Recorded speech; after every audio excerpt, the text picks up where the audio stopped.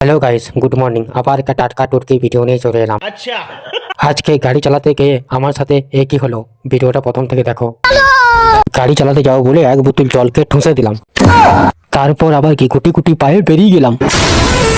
তারপর মালিকদের ঘরে এসে দেখি আম পাড়ার মতোই খড়ে পাড়িছে। হরে কৃষ্ণ।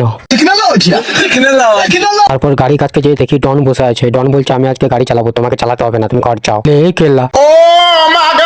তারপর মালিক বলছে, চ গাড়িটা বের কর, আজকে আমাদের ধানগুলো ভানাতে যাবো। বাবা গো, আবার ফেসে গেলাম খেলা। তাই গাড়িটাকে লাগিয়ে উপরে চলে গেলাম, যাতে কষ্টটা কম হয়। তাই এইভাবে ধানটাকে লোড করে নিলাম। হরে কৃষ্ণ।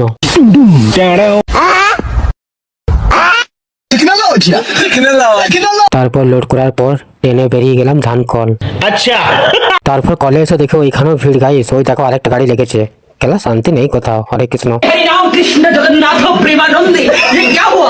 ফাইনালি খেলা 1 ঘন্টা 13 মিনিট পর ফাঁকা হলো। চলো আমার এই সাদা খদখদে মুখটা বেঁধে নি, না হলে খেলা কালো হয়ে যাবে। চলো আবার কি কাজে লেগে পড়ি। তোমরাও দেখো আজকে কিভাবে আমি মারালাম খেলা।